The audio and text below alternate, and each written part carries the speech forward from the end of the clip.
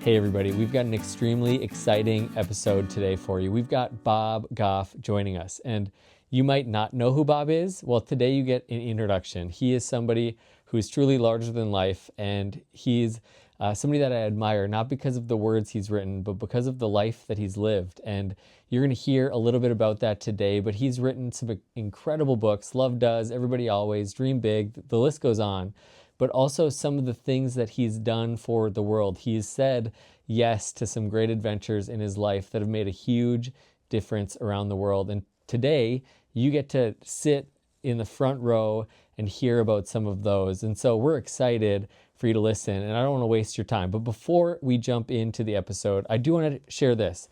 We've got Everyday Adventure. This is my brand new book. It just came out this year. And if you haven't gotten it yet, I encourage you to get it. It's on Amazon. You can go to everydayadventurebook.com to learn more or to get the link to Amazon there. But it's all about living your ordinary life to the fullest. And really, that is what I was inspired by Bob's life, by his words. And so I'm hoping that you're inspired today too. So let's dive into this week's episode with Bob Goff. Hey everybody, we are back with the podcast with a very, very, very special guest. We've got Bob Goff today. How are you doing, Bob? Opa, good to see you here on Zoom and be talking to everybody else. This is good stuff. Thanks for letting me be on the podcast. Hey, thanks for joining us. This is a long time coming for us. This has kind of been like the dream scenario having you on the podcast. So it's fun to have Oh, you. but boy, the reverse is true. I mean, you got a new book out, you got all kinds of good stuff going on. I can't wait to talk about all of it. Absolutely. And we, you know, jumping in though today, I know I was just with you for the writing workshop. Megan's going to be joining you. How can you warn her? Like what can you prepare Megan for the workshop? Gosh, I'm telling you, we just have a lot of different gatherings. There was something super special about this one that we did together. I don't know, just how everybody was just connecting, and that happens just all the time. I love getting a community people together. If faith guides your steps, then you'll get that idea. It's Acts 2 and 4. It said they broke bread together, they had things in common. If you didn't grow up around a church or anything, it's just like being together with people that are like-minded to say, hey, how do we go like just change the world?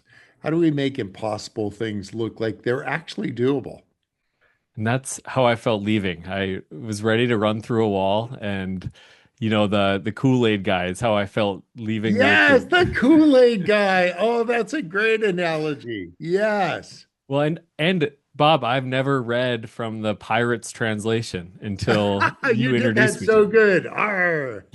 it. Awesome. Well, hey, the Everyday Adventure podcast, one of the big things that we are exploring and is what does it mean to live life like an adventure? And of all the people that I have read books of and watched videos of and interacted with, you like embody it.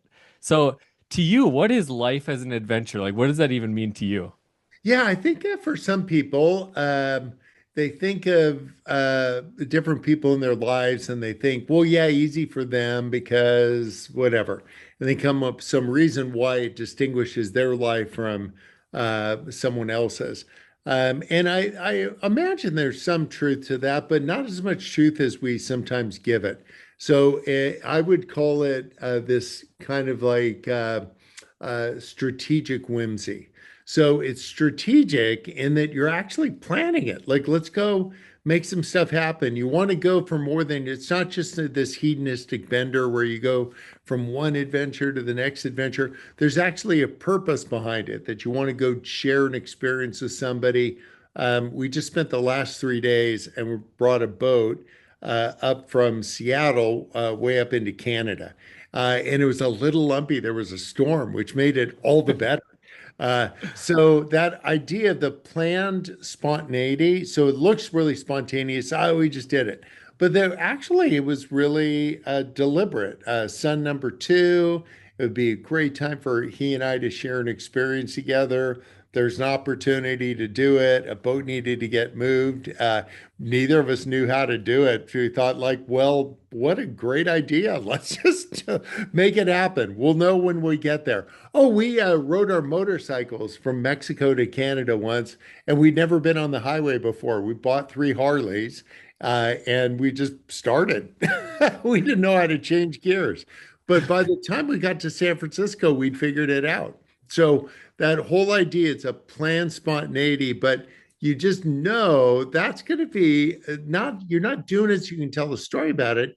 You're just doing it because you want to be engaged, Yeah. living life like engaged to the fullest and say what life lessons are in there. Yeah. Yeah, cool. I mean, so you just used the word whimsy, which I think was new to me, and we were just talking about it, was new to Stephen as well when we read some of your books. So what is whimsy? What's your definition? And like how does that tie into living every day as an adventure? Yeah, so I think there's a like a dictionary definition, but most people think of it as like unicorns and confetti. It's just like whimsy, silly, but it's actually a lot more strategic than that. I think it can be unicorns and confetti, but I think there's if you go to depth with that idea, living with a tremendous sense of anticipation. What's possible, not getting stuck by what happened or the last time all your eyebrows burned off in the explosion, but to just say, okay, like I've had a couple things that haven't gone right, but I'm not going to have that like deter me from trying. I want to fail trying. I don't want to fail watching. And so, Mhm. strategic whimsy is that childlike, like I wonder, like if it seems like a bad idea, be like, when do we start? But with it's tempered by having been around the sun a couple times, you know that if you do a couple of these things, it might just work. I love the idea of planned spontaneity because it's obviously an oxymoron of it. Well, that doesn't make Yeah. sense, but making space. And I think that's something that I picked up from you, even just in the couple days of being with you, is you make space for spontaneity. You create the margin in your life. And was that something that you kind of stumbled into or that you started to cultivate? And what made you start to cultivate that? I think it's just one bad decision after another. You've been down to this our version of a little farm. We got maybe a dozen horses, and we got some pretty big cattle. We had a big Angus bull there, and I'd seen people on television riding bulls, but I thought I wonder if I could. And so I had one guy hold the horns, and I jumped on, and he let go, and I was briefly on that bull. Um, but there's something about that thing. It didn't like trample me. It just like bucked a couple times. I was left. It went right. But I was actually kind of glad that I tried it. And it isn't like everything needs to be this big hairball, like soak yourself in kerosene kind of thing. But there's a level of engagement in what's going on around you that your head's on a swivel. You're thinking about what's possible. We've got a school for girls in Afghanistan. I teach at an underground university in Afghanistan. We Hmm. teach women who aren't allowed to learn how to learn. And so I think our next class is coming up next week. So, like that idea, and like, I don't know all the ins and outs about it, but it just seems like a really good idea to let people know how to read and write and think independently and all that. And we'll have 1,500 women that are like Wow. just logging into this thing. So I like that idea of saying it isn't just like the silly things, like let's all dress up like whatever. But there's actually a purpose underneath it that's actually lasting. But while it's happening, it's actually kind of fun. We'll say, like, we had some pretty big seas on that boat, but we learned. We just steered a lot. We're like, wow, like that's, Yeah. and then the wind started blowing pretty hard, and we are like, well, there we go. Yeah, so that not living in fear. There's people that drive down the road like this, and they're all crunched over the steering wheel, and there's other people that are just like with one hand at 12 o'clock. And I think the person with one hand at 12 o'clock is a little better driver, but I don't know, whatever gets you down the road. And I wouldn't say, how's it working for you? I would say, how is your life working for the people around you? Because if my life was not working for Sweet Maria Goff, it wouldn't be working for me. So that, yeah, I'm going across the country tomorrow, and Maria and I haven't even talked about it. You'd be like, we just like, I just go to the next place. Yeah. So, but it's this idea with a university that's pretty notable to say, what if we had a class on whimsy? And what if we rolled it out at a university that is not known for that? And to say, Mm. well, what if we just get together, conspire in the best sense of the term, of just like breathe together about that and say, what if we breathe it into existence? And then a couple of the professors from this university are flying out to the Oaks next week. So it's happening. We're doing it. So Yeah. on the surface, it would be like this uh, big thing if you wanted to make a big deal about it. But I'd rather not make a big deal about it, and I'd rather see it get done. So if you make a big deal about it, it's like it's almost like in the scriptures they say, if you want to make a big deal when you're praying on a street corner, then you like actually got your reward. You get a little golf clap. But what if you just shut up and just get it done and see what happens? That's And so that's good. I very, love, yeah, they're rubbing the hands together. That is, I mean, outside of the Boston cap or the balloons, like this is a great picture of Bob, and Mhm. something that I was just thinking about myself is how you say yes and no, because sometimes you're all over the place. I mean, just like the story you just said, you're going somewhere. Oh yeah, I got to tell Maria about that. But what is kind of that system for you, whether that's internal or something you've thought through of how you say yes and no? Because I know one of the things you're doing is the ministry at San Quentin. And on paper, it's not what you're doing at the Oaks, or it's not, so how do you say yes to those things? yeah, I would say one thing, because I look at life through this prism of faith, and I didn't raised in a church or didn't know anybody who went to a church and all that. And I'm kind of like church adjacent. Like I want to be the guy that's just safe. But it talks about, it's Matthew 25. It talks about hungry people, thirsty people, sick people, strange people, naked people, and people in jail. So that's really what I do. I just think like we've got a food program for hungry people. It wasn't my idea. It was actually Jesus's idea Yeah. to just like feed hungry people. And I'm not embroiled in the discussion about how they get here and where they're from. And I'm like, I don't know, man, they're just hungry. Give the guy a cucumber. And then thirsty people, like just like, I don't know, there's people here and elsewhere that are thirsty, and you can dig a borehole for a couple $1,000 in northern Uganda, and they less people that are thirsty. So, and that isn't noble. It's just like it's just saying this is going to be the framework I'm going to do. So when you get all the way down to like people in jail, I just started spending time at San Quentin 10 years ago. And I've actually been in there for longer than some of the guys that have actually robbed banks have been in there for. And so one of the guys, Reggie, is going to get out. He called up yesterday to say he got his final release papers. He's getting out on the 25th. He's out. And he's going to parole here, evidently. And that guy's going to be on me like a dryer sheet because he spent 29 years and 9 months Yeah. in Mhm. San Quentin. So he missed most of his life, and he just needs to onboard. And you know what? It's really going to be inconvenient to have him hanging out all the time, but he's a great guy. And I just think I know I've read his sleeve. I know why he's there. But I just so believe in the next version of people and like that idea of like what might be possible. And Wow. I'm not trying to figure anything out for anybody. I just want to be like the next little lily pad that somebody could spring off of. Make me a trampoline. I'm not a reincarnation guy, but I'd want to be reincarnated like a trampoline. I'd want people to bounce off of me and go higher and further in any direction. Mhm. That's so good. That's funny. Yeah, like kind of what you were saying too. Like you have your hands on a lot of things, I feel like, as far as like, Love does, the schools, the retreats, all of that. But you've also done like crazy things. Like you have your pilot's license and all of those Yeah. things. So is there things on your bucket list that you still want to do, whether that's like fun or work-wise or your ministry or things that you still want to see happen? Yeah, yeah. You know what? My big new career objective is to be a great grandfather. And I've done the math, and with the age of my kids, I'm actually not going to be a great grandfather, but I could be a great comma grandfather. Like, so I could be just like really present.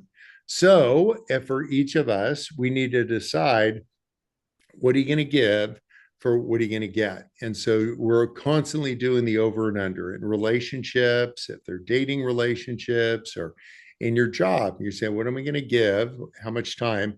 What am I going to get? How much salary or other like subjective benefits from this? So when I did the over and under at level 67, which is me, not age 67, but level 67, then it makes me think that what I'll get is grandkids that actually did life with me.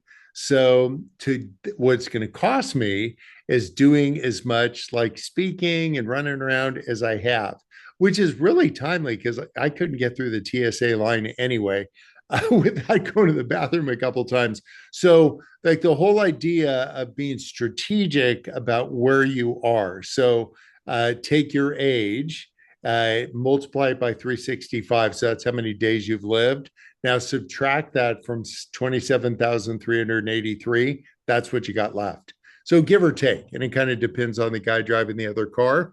But like to say this way happens. So at your age, you'll say, hey, what are the things I should be doing right now? Like maybe I'm going to give something a world that might not be possible later, or it'd be more complicated later. So I'm just going to do it now. And now at 67, I mean, a life sentence is not that intimidating for me. I mean, like, what's that going to cost me? 10 years? I don't know.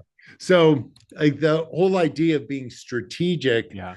about that. So, my next big move is to hold towels at swim practice. So, Wednesdays are swim practice, and I don't miss many of them. What's that has it doesn't cost me, but the change I've made is I'm keeping track of these. I've said no to 133 as of this morning speaking events. So where somebody said, "Do you want to do this?" Like they can be in wonderful places across oceans, or they can Yeah. be down the street, but or an Easter service coming up, or this or that.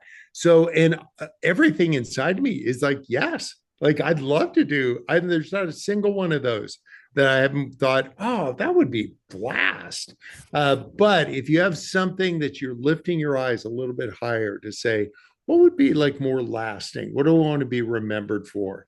And being famous with your family rather than being notable to strangers, to say, like, you know what? I'm just going to be the guy that holds towels at the swimming pool. And it's not because I'm want to downshift or I need more time or I need whatever. I just like, I want to be strategic. And so the same thing for you and for the people listening to be strategic, know why you're doing what you're doing. That's really good. And I think when you say that, you know, what I want to pick at for a second is the person that's sitting at home going, okay, that's great. You've done all these things, but where can somebody start? Like when we're talking about the ordinary life and how to live your ordinary life to the fullest, most of the people listening to this podcast are folding laundry right now. They're on their way to that swim practice because their kids jumping in the pool. And so living with that purpose and that intentionality and saying yes to the adventures that God has for them, where would you encourage somebody to start? Yeah, next step. I love that God doesn't create this graded on a curve and we're not doing it for the Instagram picture. You're doing it because it's actually doable. And so if it's Costco samples and just pounding a bunch of free food that is your next jam, do that. If you want to upgrade and you live in San Diego, you can go to SeaWorld for nothing. It's called a Shopper's Pass. You get 1 hour. And it's so you can go in and get a stuffed penguin and come out, but in 1 hour you can see all of SeaWorld, but you got to be running. So like that whole idea to say like, So what do I want to do? And if you're living your life in the marketplace, like it's shopper's pass, I'd say like, how's that working for the people around me, the people that I love the most? Are they getting the just the leftovers? Am I inviting them on? There's no shame here. It's just like a realization. Am I doing what I'm doing and make for a great Instagram picture? But to say, is this being helpful to the people that I care about the most or the people that are in need? Hungry, thirsty, sick, strange, naked, in jail. And do some stuff that's fun just because it's fun. There's somebody, a friend, that we were brainstorming, and they need a little fun in their life. So we made a reservation at a flight school. And so they're going to go take a lap in a Cessna 172, and they'll take it off and land it. Now, the flight school wants to sell you a $10,000 like pilot's license program. But don't do that. Just pay $50 for the introductory flight, which almost covers the gas. And then go, they'll literally take you off. Like you'll take the plane off. There should be a law. Now there's a pilot that knows what they're doing, teaching you, supposedly, and then you'll make a lap and you will land it for $50. What a great like thing to do. Go to the BMW dealer, test drive a car you will never buy. Like, but I would say just not again to just be like thrill seeking and from one silly thing, but what if you had your life laden with purpose too? What if you said, Yeah. and I'm going to play the long game for a group of kids in this country that need a school? Or forget across the ocean, what about across the street? Do I know all my neighbors' names? Who needs a pie? Like, who is it that like they just blow their mind? We made a pizza here, and I got a Pizza Planet box because there was somebody that really liked that. Was it? Is it Toy Story? Yeah, I think Oh Toy yeah, Story. Planet Pizza. Planet, yeah, Planet Pizza. So I got this Planet Pizza box. I put my little crummy pizza that I made in it and delivered it last night. That's And they were awesome. so stoked. So I just like that thing's like it's a guess, it's a ton of intention. It's in the old days, it was just being thoughtful for people, but just kind of tap back into that, like love your neighbor, like actually Mm, to do those things. Don't get lost in loving other people and lose yourself, but to say, why don't you love yourself too? Go take that lap on the 172. Uh, or stay at home and just be available to the people who love you. It doesn't need to yeah. be this big, like Excalibur level event. Like it just could be just say, I know this. Where are you? What state are you in right now? North Dakota. Yeah, North Dakota. So I bet sunset, oh, I don't know. Chicago is 7:05 because I was talking to somebody from Chicago and I asked them, when's the sunset? And they said, well, I don't know. I said, well, then let's find out. And then I just had them set their alarm for 7 o'clock so they didn't miss the sunset at 7:05. And so just something like that is the intentionality to say, if you want to see more waterfalls, hang out with people that are looking for waterfalls. You'll see more. So if you want to find more faith, hang out with people that are looking for faith. If you want to find more joy, hang out with joyful people, not people that are bummed out. I love that. One thing that I came home from the retreat with was, one of your books is 90 stories. And a lot of people are like, 90 stories, that's going to take 90 years. But the thing that I realize is that you just pay attention to everything, whether it's the chicken, the Highland cattle, you're just paying attention. You're on alert to the things around you. And uh, I just think that was a big epiphany to me was what am I paying attention to? And so, what are some of the things that you're paying attention to just on a daily basis right now?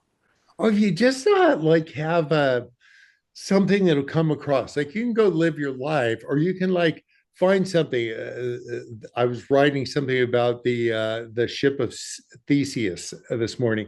And it's just a mythology. The whole idea is this question that the Greeks used to ask, that board by board, as that ship got older and they replaced each board as it wore out, eventually you'd have all both that's all replaced. And does the old ship exist? So Hmm. there's no like quick answer to that, but it's like it's not like a word puzzle, but to say, yeah. And once you've replaced every board, every nut and screw on the boat, is it the old boat or is it a new boat? And so because faith is an important thing for me when I'm thinking about being a new creation, it's like board by board, I'm replacing some of Hmm. my like sharper edges, with more patience, because I'm not a patient guy, with more, I don't know, and I need more anticipation because I'm like, I've got a ship made of that. But to just like do this analysis about get this, and then I'm sure I wouldn't put like get your ship together in a book, but I would say like it occurred to me, like I just say like what you're doing is carefully putting your ship together, uh, and what you want to do is just board by board, not rebuilding the whole thing at once. This would be an example of my. It's not just musings, but I'll like think it, then I'll try to incorporate it during the day. Like, what's another plank for me they need to do, whatever the current events are today when this podcast is released. There'll be some big headline, and I'm not going to be the loudest voice in the room because I would have to shout over everybody else's voice. And I never raise my voice, only when I'm yodeling, and I've never yodeled. So I'm not going to shout louder in a really loud room. But what I'll do is I'll find somebody who's hurting from a year ago and try to find that person, because a year ago I knew this was a really hard time for them, and I'll give them a call rather than shout in a really loud room about whatever today's event is. I would rather go back and caretake somebody a year ago. Yeah, well, a part of the Everyday Adventure podcast, we always anticipate and celebrate something, and this is just kind of our way to kind of just realize that there's adventure all around us, that there's You always something bet. to look forward to, and so we always anticipate something, whether that's like a big trip, but also getting coffee with a friend or something later, and then also remembering to celebrate something. So just being grateful or excited about something that has happened in your life. So we just wanted to ask you, what in this season of your life or this week are you anticipating and celebrating? Oh my gosh.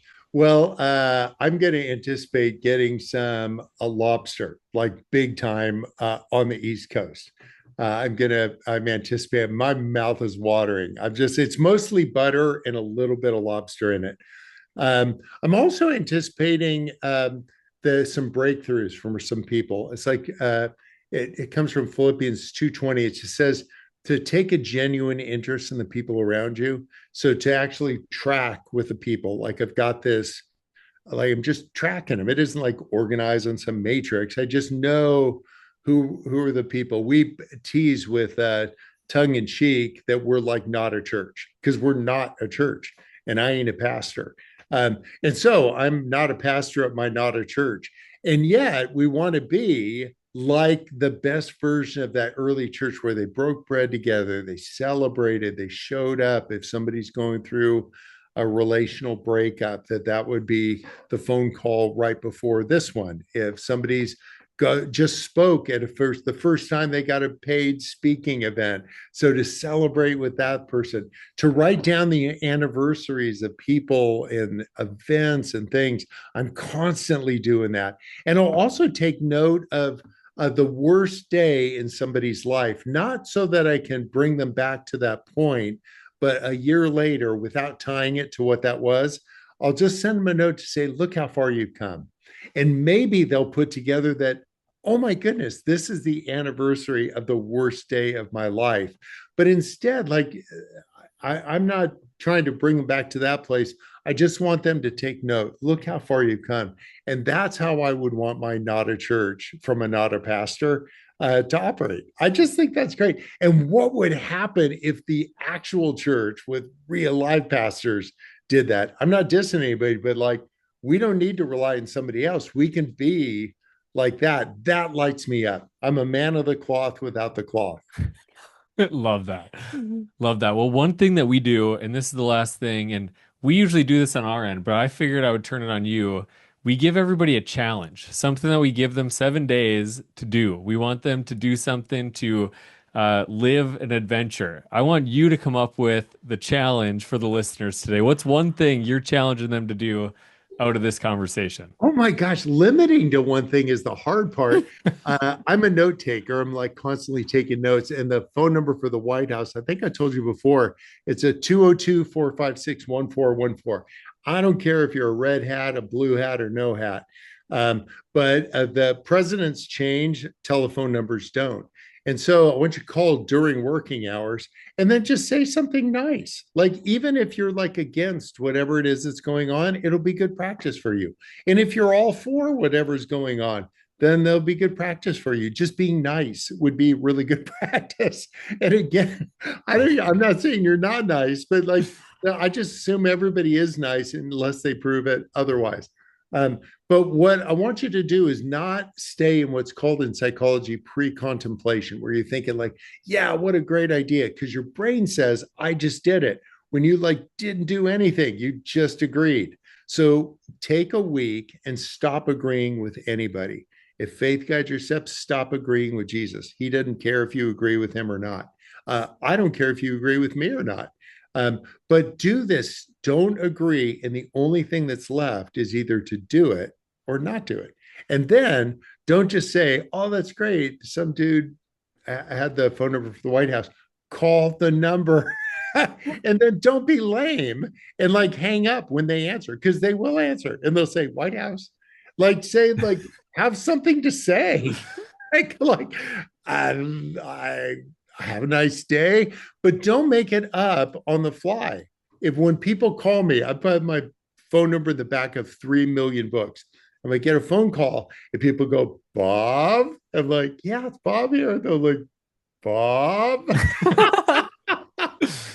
I'm like, let me buy a vowel. So know why you're doing what you're doing. So if you add in that step, and don't be hard on yourself, but just say like, okay, I know why I'm doing what I'm doing.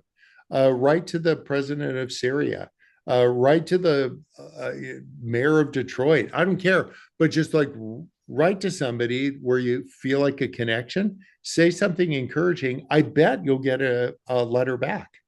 It's just like, because there's a bunch of really neat people out there's a bunch of people that aren't so neat, and you probably won't hear from them.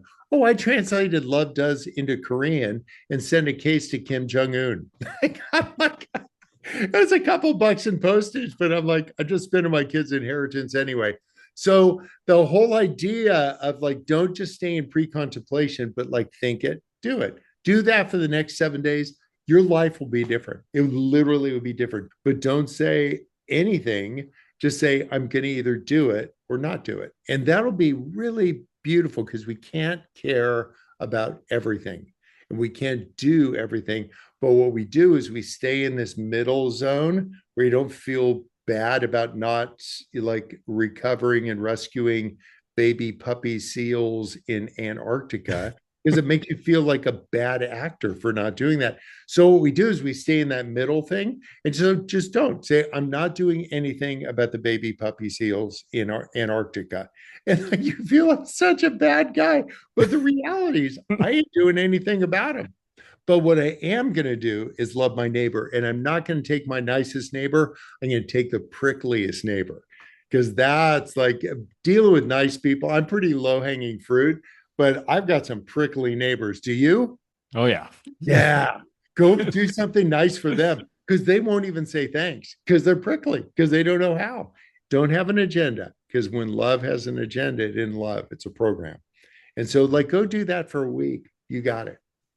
Awesome. Well, thanks so much, Bob, for taking the time to Wow. hang out with How us. This was so fun. fun. Oh my gosh, this is a big honor for me. And they tell me about how the book is coming. Like, it's out, it's birth, it's a boy or a girl or Yeah. a little both. I don't know. But how does it feel to be published and out there? It is awesome. I mean, it's almost 2 months now of it out in the wild, and it's just so much fun to hear people respond. I got a text from a friend saying, "Hey, my pastor just quoted you Come on on. Sunday morning." And so just Shut the knowing that door. it's out there making a difference. I know books are a strange thing where you write it and then you send it out into the world and hope that it does what you felt like it was called to do. And but it's been awesome. It's just been a Yeah. fun to hear um, people talk about it, but not in a self-centered way, but just in that's why I wrote it. I wanted it to make a difference. And so yeah, it's been a huge joy, that's for sure. It's a great book, and I hope you're working on your next. And then we get dibs on you, young lady, really soon. Like, Yeah, it's I'm so come out. excited. I'm Tell me excited. about that. I want to shamelessly ask if Maria will be at the retreat, because I want to She spend time will. with the girl that is next to you as you're doing all of your adventures. She's Yes, got some stories, I'm sure. yes, you're going to see the unicorn. Not many people get to see her, but she always goes to the Oaks because she feels safe there. And she actually is the wise one. I think I probably just wrote down everything she said and put my name on it without attribution and called it Love Does. Well, I actually called it every book. She says a lot. It's awesome. Yeah, she and really great stuff. So think about this. It's Romans 8. It says the entire universe is up on tiptoes, just waiting to see what will be revealed next. So think about that, up on tiptoes in your life, in both of your lives, in the listeners, and to just like, what do we get up on tiptoes as well? Living in anticipation to see what will happen next. Love it. I've got a stack. Usually we say like, "Hey, where can we find you?" But we've got a stack of all the good Wow. stuff, Holy moly. including Love Lives Here. So this Yeah, is that's the real one. That's Sweet Maria. Yeah. yeah. No, so just thanks for putting your words into the world and inspiring Uh, me. I mean, and I know Megan too. I told you in person, but it definitely was one of those things that I didn't have language for how to do all this. And there was rumblings in me that when I read Love Does and when I read Everybody Always is like, all right, I'm gonna go for it. Just like you were talking about, just do it, put it out there. And so yeah. just thanks for going first. Thanks for leading the way. And the same will hold true with your book. If you read a book and you like it, it's actually you like your own stories. And the book that you're reading reminded you of the stories you've enjoyed in your life. And so that's what we are. We're like, we're not bouncers, we're ushers, and we're just leading people. Their seat is their story.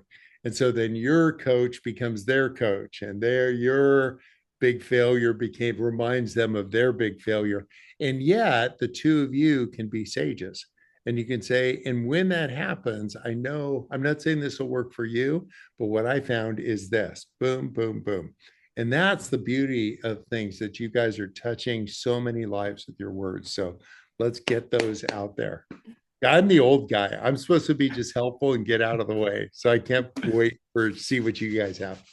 Oh, well, thanks, Bob. Appreciate you. Thank you guys. Happy day. Thanks for having me on the podcast. Absolutely. Hey everyone, we hope you enjoyed this week's episode of the Everyday Adventure podcast with Bob Goff. This was definitely a dream come true for myself and for Steven, just getting to sit down and talk with him. He shared so many stories, so much information, and so we're still processing it, and we'd love to hear what you're taking away. A lot of action steps in this one, and so head over to the Everyday Adventure on Instagram. We'd love to hear your thoughts, comment, all your takeaways, as well as we had Bob do the challenge for this week. And so this is the Think It, Do It challenge. And so Bob really talked about the idea of moving past pre-contemplation, not just thinking about something, but actually acting on it. So whether that really is calling the White House and telling them that they're doing a great job, or just doing something nice for your neighbor, or loving your family more intentionally this week. So we'd also love to hear what you're doing for the challenge this week. So head to the Instagram or comment, subscribe to this week's episode, and we'll see you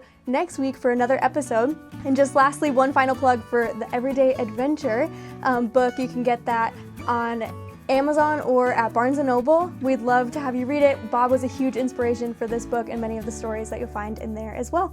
We'll catch you next time.